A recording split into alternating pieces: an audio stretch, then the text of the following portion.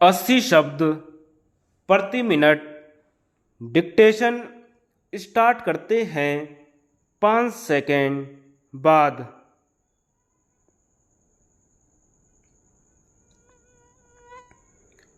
सभापति महोदय, वे जनता की भलाई के लिए समर्पित है और हमारे महान राष्ट्र की प्रगति चाहते हैं। इसी कारण हम लोग साथ मिलकर काम कर सके हैं और अपने राष्ट्रीय जीवन में बहुत कुछ महत्व के परिवर्तन ला सके हैं। मैं माननीय सदस्य के इस कथन से अवश्य सहमत हूँ कि हम जो कुछ करना चाहते थे वे सब पूरा का पूरा नहीं कर पाए हैं। हमने कहा भी नहीं है कि हम वैसा कर चुके हैं, लेकिन जब आप लोकतंत्री ढंग से आगे बढ़े तो आपकी गति अपेक्षाकृत धीमी ही रहेगी। मैं ऐसा बहाने के तौर पर नहीं कह रही हूँ, क्योंकि मैं पूरी तरह महसूस करती हूँ कि हमें अधिक तेजी से काम करना चाहिए तथा अपने लक्ष्य को अधिक कुशलता से प्राप्त करना चाहिए। मंत्रिमंडल, प्रशासन और संसदीय लोकतंत्र का निर्माण इस सिद्धांत पर होता है कि सर्वोपरि सत्ता विधानमंडल की होती है।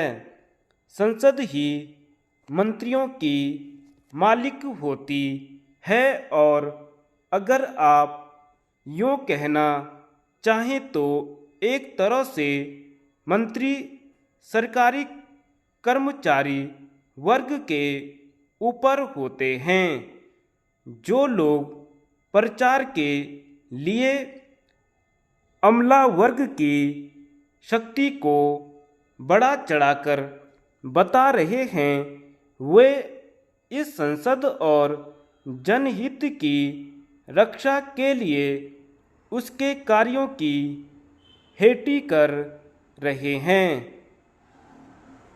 अब आप सरकारी हमले को किस तरह चाहे बदनाम कर सकते हैं, लेकिन यह तथ्य जुटलाया नहीं जा सकता कि चाहे हमारे यहाँ पूंजीपतियों की सरकार हो या समाजवादी अथवा किसी अन्य प्रकार की सरकार, उसे किसी न किसी रूप में सरकारी अमले को रखना ही होगा।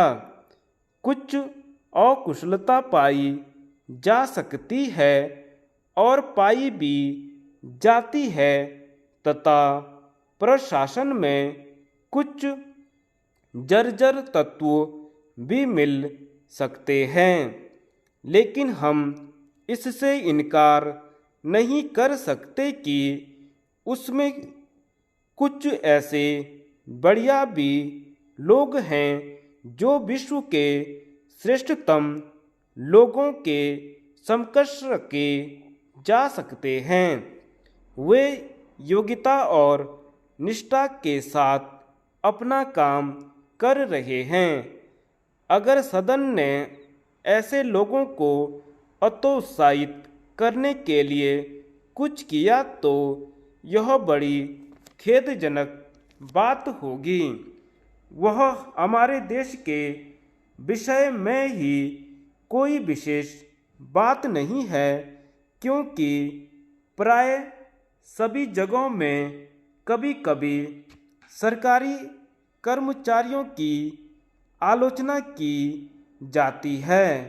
वहाँ भी जहाँ शासन की विकसित पद्धति है और जिसे हम अभी साधनों की कमी के कारण हम अपना नहीं सकते।